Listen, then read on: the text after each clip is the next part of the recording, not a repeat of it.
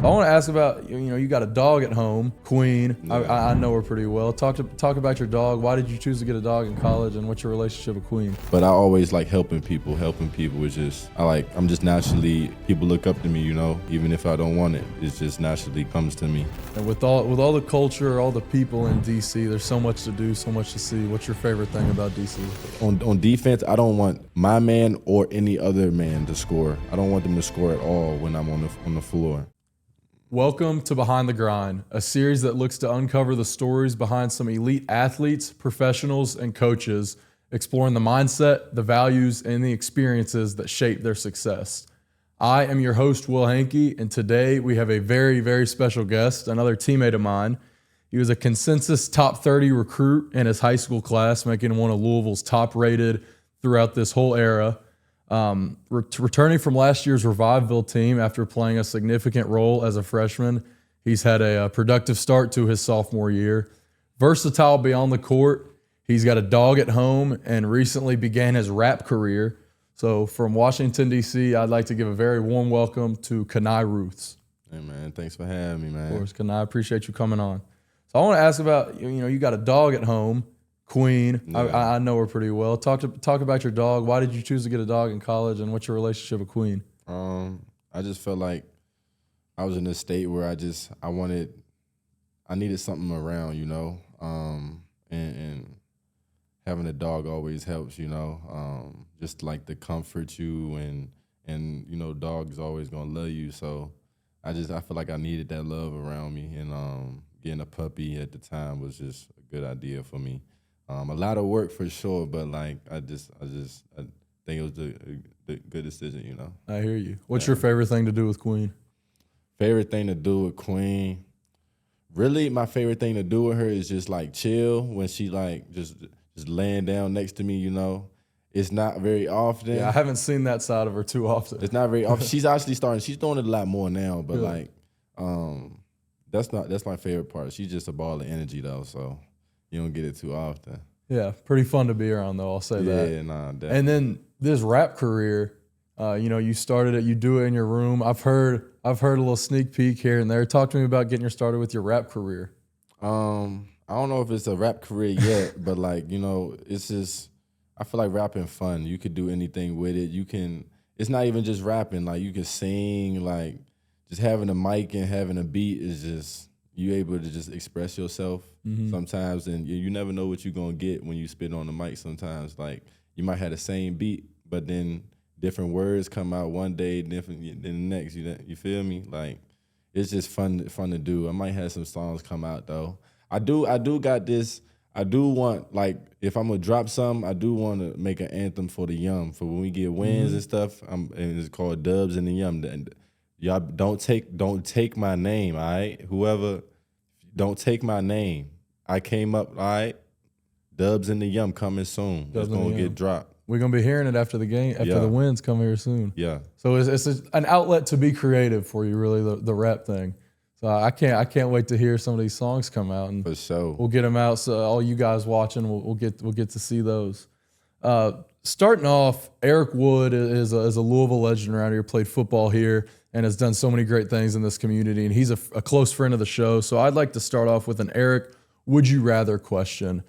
Growing up, I would imagine you had a lot of people, whether it was basketball or just people in your life that were your role models, people to whom you looked up. Would you rather meet somebody who was a role model for you as a kid, or now that you have this platform, would you rather meet somebody for whom you are a role model? That's a tough one. It's hard to pick because even though right now you still look up to a lot of people, and it's still a lot for me to accomplish and a lot for me to venture into. But I always like helping people. Helping people is just I'm just naturally, people look up to me, even if I don't want it. It just naturally comes to me, and I'm more than willing to give advice or be a role model to others. So I probably pick being a role model, just because it's natural to me. I feel like, and I just love helping people. Yeah, and I can see that definitely day to day, and just the leadership you bring to this team. super, super valuable, and you'd be a great role model for somebody. In spirit of learning from experts, I'd like to introduce Bobby Blakely, Tim Clark, and Kyle Whitlock of Commonwealth Capital Mortgage. This group of expert officials has nearly 20 years of experience helping customers in Kentucky, Indiana, and Florida. Named to the top 20 purchase loan officers in Kentucky, and with an office located in Middletown, Commonwealth Capital is big enough to meet your needs, but small enough to know your name. Apply today for trusted, personalized help at ccmtg.net. So growing up in DC, you know, you're a proud DC native. Yeah. Just kind of talk about that, your childhood growing up there and the pride you have for your hometown. Man, growing up in DC was rough. You know, I was moving from home to home. But I always had a stable like house with my mom and my sister. It was just us for real. I had my dad. I didn't really live with him, but like he was there, and had family all through the city. It's a tough place to grow up in, but like you got to grow up a little faster. But you get used to it. It's a bunch of culture there. It's just you can't get lost in the mess, you know. But I had a good circle around me. And you see, I'm here. Mm-hmm. And with all the culture, all the people in DC, there's so much to do, so much to see. What's your favorite thing about DC? That's a tough one because I left DC in high school, and that's when you start to actually like explore your city and like get to know like you get to do things for real on your own. Yeah. So I left in high school, and I really haven't been back as much. I know a lot has changed in the city and just a lot going on, but I don't know if I could have a favorite thing. I'd just say probably hoop. Yeah, just hoop with my guys, you know. That's something we all have in common. I think ball in general, like just football, like lacrosse, basketball, like we got sports out there, so it's just anything like with that. Mm-hmm. Yeah, growing up in a really, really competitive environment and around people like that, you know, does a lot for shaping who you are now. Yeah. Talking about that competition, who are some, I guess you could call them DC, I don't know, street ball legends or just hoopers that have come from DC that you kind of looked up to as a kid? Well, KD is like number one. That was my first basketball number, 35. He broke my heart when he went to the Warriors, though, but it's all good. Yeah. But, broke a lot of people's hearts. Yeah, but KD for sure. I heard a lot of stories about a player called Len Bias. He was one of them ones, and he had a chance to be one of the greats. And then I'm trying to think. It's a lot of them. It's hard to think on the spot right now. But I say number one, KD. KD is just my favorite player. Yeah, that's why. Is that why they call you Slim? Who called me Slim? I've heard it here and there. They be calling me Slim out here? I guess so. But I put some weight on. Like, what's up? In that city, such a large city, DC, I'm sure there's a lot of avenues where you can play basketball, you know, whether it's streets, whether it's, you know, through grade school, middle school. Talk about some of the amateur teams you played on growing up, whether it was through your school, through AAU. So AAU I've been with the same AAU team since third grade. So like a lot of people probably bounce from team to team. No, I stuck with mine my whole career, my whole AAU career. And then school ball, I say I had WJ. I started middle school, WJA. It's a known like private middle school in the city. We always got tough athletes that come from there. Then high school, went to Georgetown Prep. That's another top high school.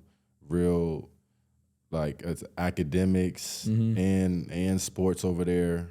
And then IMG, that's not in the city, but that's the next step for me.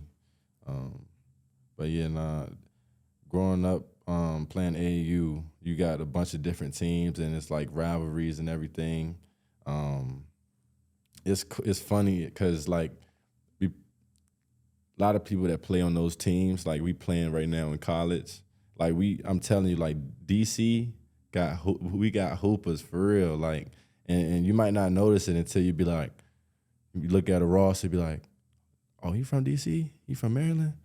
Like, damn, like, for real. Like, we got a bunch of them, but just growing up playing with New World and just competing in the city, like, I think it's no better bump than that DMV bump.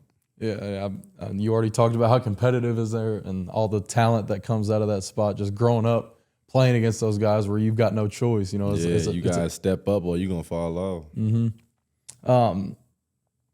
And we're going to touch a little bit more on the Georgetown Prep and the IMG. I'm interested to hear a little bit about those experiences. But I want to know, is it a DC thing? Is it just who you are as a person? One thing a lot of people notice about your play style is you just got so much passion. Like you're a dog out there, whether it's crashing the glass, running the floor. You're a selfless player with just how much effort and energy you bring to the team. Where does that come from? I don't know if I could like just pinpoint something where it come from. Like, I think it's just who you are as a person. I think it's just who I am as a person. Like, I take everything personal, and I take pride in my defense. I take pride in, like, I don't ever want to lose any battle. You feel me? Like, I don't want anybody to ever think they got the one up on me. So whether it's getting that rebound, whether it's just, I don't know, just all around. Like, on defense, I don't want my man or any other man to score. I don't want them to score at all when I'm on the floor, and that's just how I go about it. Like, and that's another thing why people, I think, look up to me, just because I feel like everybody just doesn't actually have that, and I show them, and I try to get them that same battery. Like, I try to put me in pause a little bit, like, spread my energy to them. No, I hear what you're saying, absolutely, and it's definitely contagious. Just that relentless mentality that you bring it's contagious to your teammates. Seeing that motivates other people to play hard and to give that same effort. Yeah, no, I got so much pride in what I do, and passion just comes pouring out. Like, you can't hold it in sometimes. Like, you gotta let it out. So going back to you playing for Georgetown Prep, you spent your first 2 years of high school there.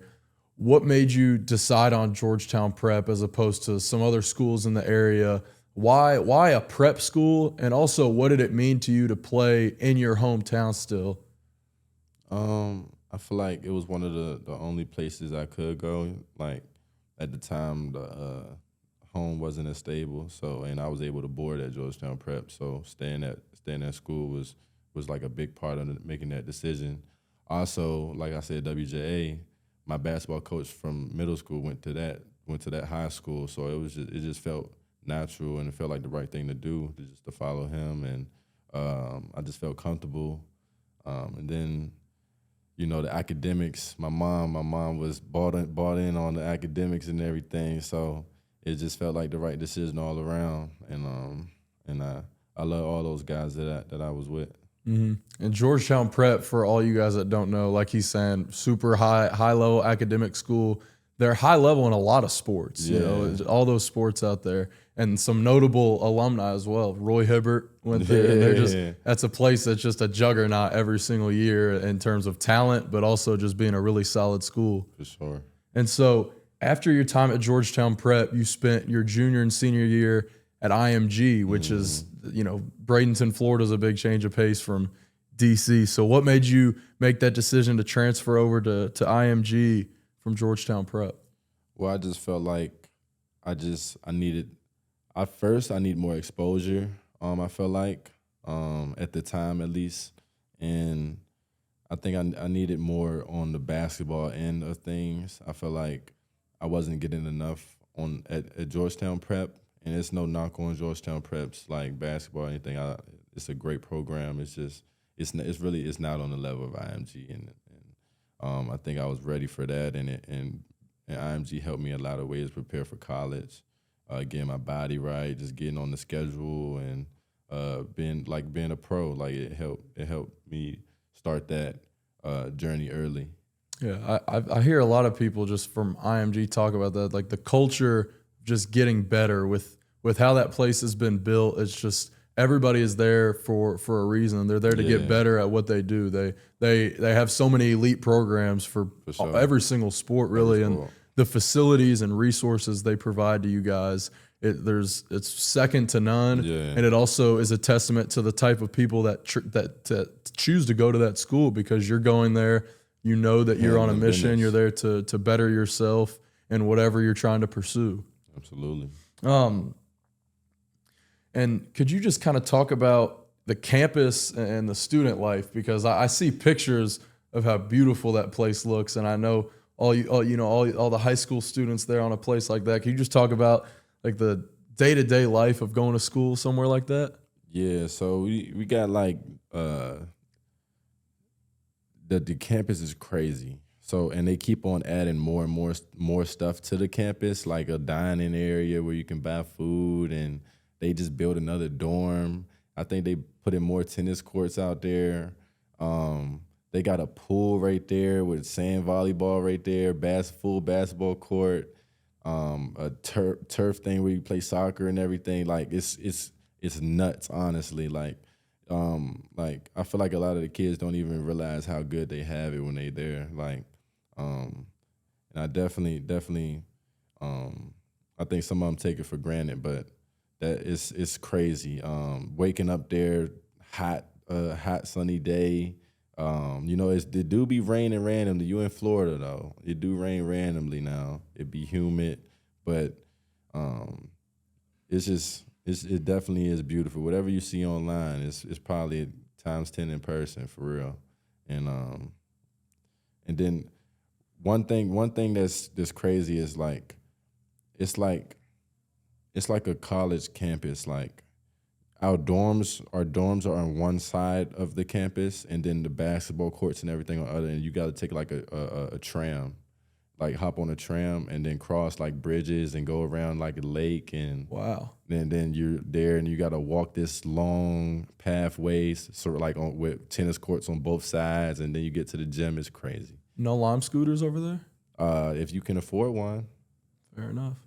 One thing you mentioned was how it changed your body and how you were able to develop physically. And I've seen pictures of the facilities that they have there. Just kind of talk about how being there changed your body. Like how many days a week were you lifting? What did the nutrition plan look like for you guys? Just talk about that.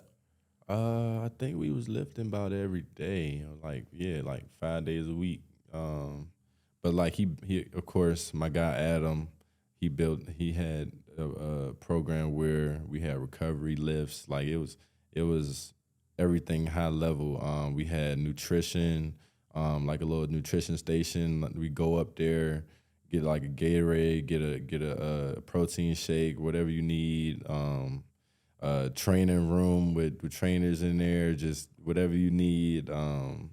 And like I got there like 177. I ended up 190, 195 or something like that.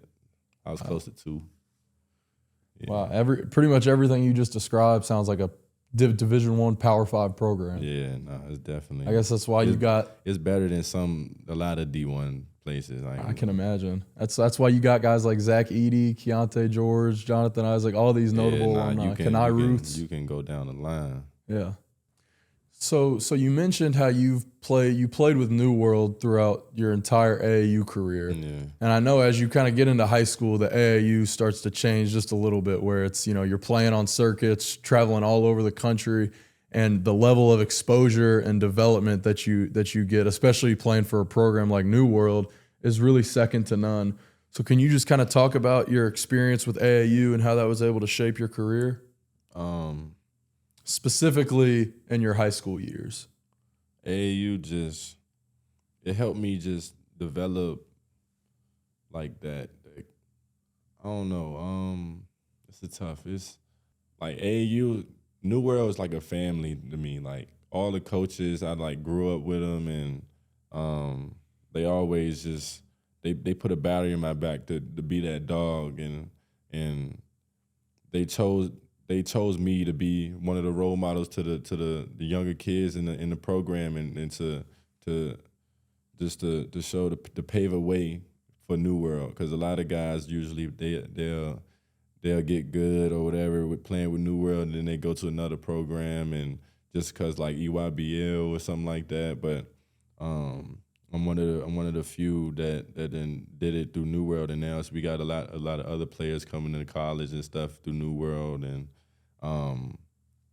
but they pushed me to be that dog, and I had the ball in my hand most of the time. I ain't gonna lie, but it just taught me. They taught me. I'm not gonna say everything, but like damn near everything, you know. And AAU just, I don't know. My experience with AAU is just, it's real. It's different. I don't know. It's different. Yeah, just building that tight relationship with the coaches that you really highlighted. Just having a group of people that are going to believe in you. They're going to give you a platform to mentor younger players, and then in turn, what that does, having that group, what that does for your confidence, and just your mindset of playing the game, that takes you a long way. And definitely, like they pushed me to where my confidence was through the roof. Like nobody could really stop me. I was doing anything I want, and not saying I was just like jacking and everything. That's not who I am as a player anyway. I'm a very, very selfless player, and like the guy, like even on my team, a lot of the guys I played with, we was on the same team since we was little. So it's like a real like tight knit group, and it's a family. Like I just felt so comfortable playing with New World. It's just like our connection was on a different level. So I think it's really interesting how you mentioned that kind of family aspect, specifically with your teammates. You know, with the experience of playing AAU and traveling all over the country, playing in different tournaments against teams from anywhere, and just going through that experience with the same group of dudes and competing against those guys. What does that do in terms of building long-lasting relationships with your teammates, and who are some of those teammates? You know, like it just brings us tighter together, especially when we go on tournaments and stuff, because it's like the DMV against the rest of the country, you know, and we just like it turns us into brothers. Like we so close, like we got memories that we'll never forget, you know, and like having B&Bs, you staying, we got blow up mattresses, we just in the jump, just messing around, doing anything, getting in trouble. It's like we like real brothers, and I wouldn't trade it for anything. Like it really made me who I am today. And you know, Coach Taj, I've been with him forever. And then I can name like a few just off the top of my head, like Chris Johnson, Dre, who else? You got Baba, you got Jaden. I know if anybody ever comes across this, they're gonna be mad I didn't say their name. That's why I don't like name dropping sometimes, but it is what it is. It's okay. They'll be fine. Those are your guys. People like to hear their names. Yeah.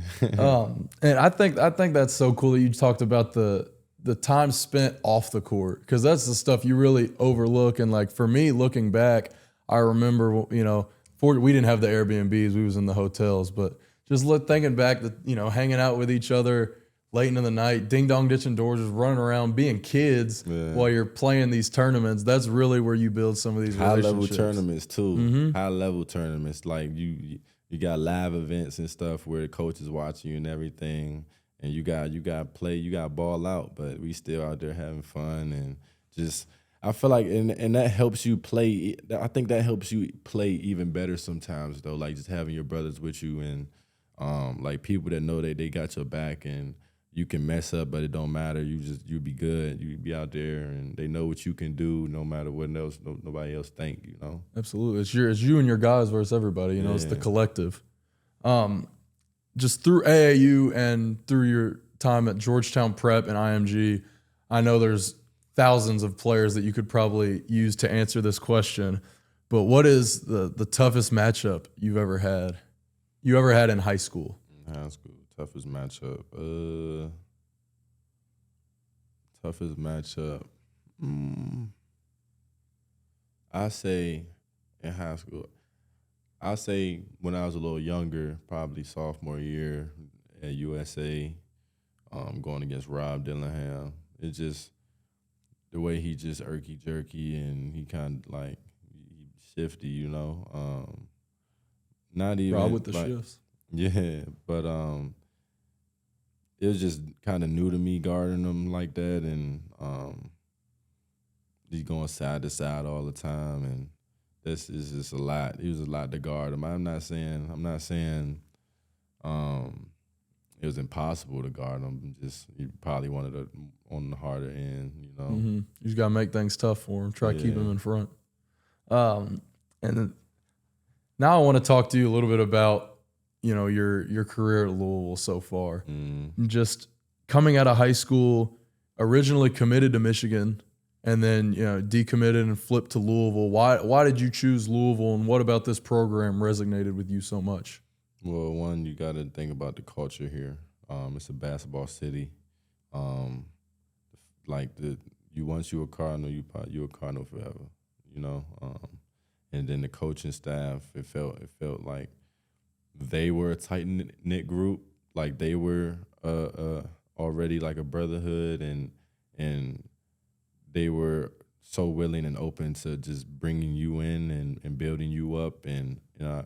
I felt that, and I was ready to make that decision once I made my visit here, you know. And in Louisville, I didn't really think too much of it coming like in the initial recruitment stage, but like once I got to learn more about it and just how the culture had dipped down and how they wanted to change it, and I'm all about flipping narratives and being an underdog and coming up.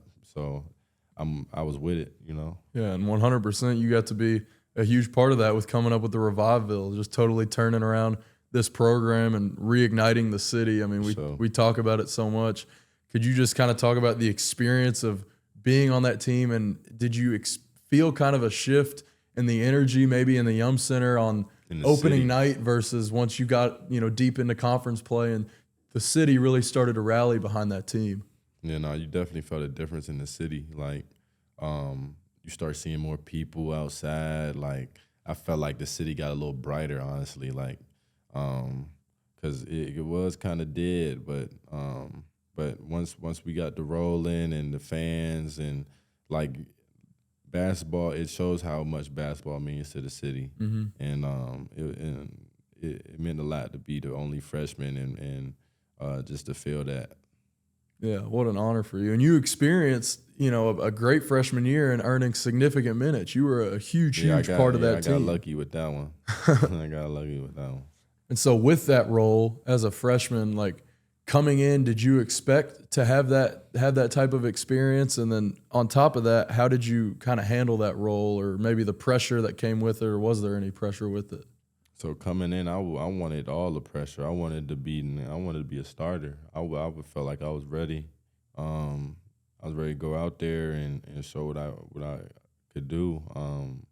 You know, PK got his own plans and how he runs the team and everything, and then I'm okay with that. So when I get out there, I just wanted to be known, like, you gonna know when Khani out there.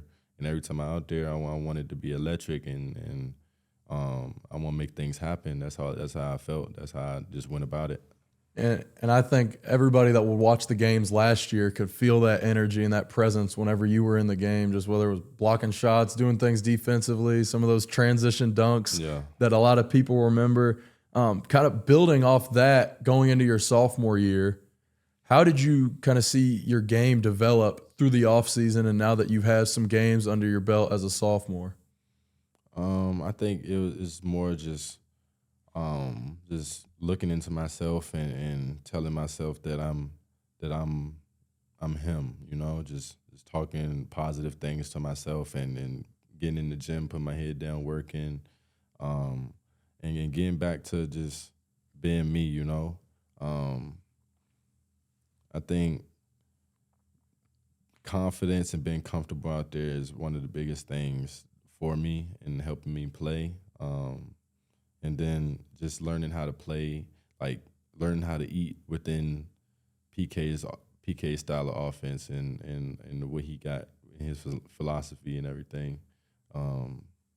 That's the biggest thing for me, honestly. So kind of just continuing to trust that work and that process and letting the confidence just come naturally. And also just feeling out the system and, just feeling more natural playing your role on this team. And you bring so much value to this team, whether it's scoring, your defense, your blocking shots, everything. It seems like you really kind of carved out through, in your sophomore year, you're able to be more yourself as a player, as well as carving out that role for yourself to really be super impactful. Yeah. And like I said, now having a couple games under your belt and getting a feel for this year's team and obviously your experience with last year's team, could you kind of point to the thing that really shines out to you, something you love about this year's team? I think this group, we got closer a lot faster than last year's. And you probably, just because we probably had returning players from last year's team and a lot more guys that just already knew the culture and already knew what we wanted, and just the positive attitudes. I think this year, like you could feel it's a different energy in the locker room. Not saying last year was bad at all. It was a great group of guys last year. It's just, I think this group got a little closer, Mm-hmm. Yeah, and I think that, like you said, had a lot to play, a lot to do with a couple guys coming back, having a feel for PK's system, what he kind of hopes to get out of his guys, and then being able to mesh with the new guys is a little bit easier as opposed to 14 guys showing up on June 1st and trying to figure it out. And just before we finish up talking about Louisville, I think a lot of people in the fan base and in the community have noticed that you yourself have become a big fan. You and I have gone to a couple games together ourselves, but just kind of talk about how much it means to you to go and support other teams and kind of the Louisville pride that's already in you, just a year and a half after moving to the city. I think a lot of that is just me wanting to be like a regular student, I feel like throughout my years of like going to school, I haven't like had the normal experience, and I just want to be like just one of the guys, sometimes, and I just like supporting. Once I'm on, I'm not just on the basketball team here. Like the Louisville is a whole thing. Like it's a whole school. So I like, even when I was in high school and everything, I used to support all my guys and everything. And it's just fun seeing the fans support the rest of the sports here, and I want the rest of the sports teams to know that we got their back too, because I know they be coming out of games and they be loud, and I want them to know that we got their back. Yeah, and I think just hearing you say that is just a testament to who you are as a person. Your desire to be a part of something bigger than yourself, to give yourself, like you said, Louisville is one big thing. A lot of people are involved, and a lot of people have pride in it. So just kind of understanding that this whole thing can be bigger than yourself, and to have the humility to step back and give yourself to that thing is really, really special. And another thing about the city, I just want to know before we get out of here, what's your favorite dinner spot in Louisville? Repeal, no doubt. It was an easy question. I ain't gonna lie. Repeal, they got those buns they put out in the beginning. I be eating like two whole jumps by myself. I ain't even gonna hold you. Them jumps good, and then they food good too. I think Repeal, they need to have a room called K9 something that you need to, where I just go in there and just be in there and I just eat. You feel me? Yeah. Bunch of rolls. Yeah, but them rolls. But I'm telling you, you already know. You been to Repeal for sure. That is good. It's legit. Yeah. Repeal's legit. Shout out to Repeal and get working on that K9 room. Yeah. Put a studio in there too. For sure. Before we wrap things up, I want to get into our Dash Clip Phone a Friend segment. Dash Clip is a wallet company that produces lifestyle, durable wallet products, and recently ventured into the world of bag tags. But for today's Dash Clip Phone a Friend segment, you've got a teammate on speed dial. Who are we calling today? About to call Adrian Woolley. AD. AD. About to call my dog. Hopefully he's not up to anything right now. It's an off day, so fingers crossed. Better answer this phone. It'll be life or death. My dog at. You gonna let me die, y'all. This is crazy. Hey, Scud. We got a question. AD, how you doing? We on a podcast right now. Khani's got a quick question for you. Hey, look. Hey, show him to the camera. Look, I'll show you to the camera right quick. There you go. Hey. So look, this easy question. Favorite restaurant in Louisville? You called it. I called it too. I knew he was about to say. Hey, that's the first hamburger, ain't it? Yeah, man. All right, fool. I'm going to hit you. Thank you, sir. There you go. You called it. Yeah. First hamburger ever right here in downtown Louisville. Yeah, that's what they say. Yep. Well, that is going to wrap things up for today's episode. Khani, thank you so much for joining me today. Yes, You've been a great guest. I appreciate you. Of course. I'd love to have you back on sometime. But ladies and gentlemen, that is going to wrap things up for today's episode. Please stay tuned. Be on the lookout this week. We're going to have the Shady Rays Hints of the Week dropping for you guys to tune in and comment who you think our next guest will be. But for now, I'm Will Hankey. This has been Behind the Grind, and I will see you guys next week. Keep on grinding.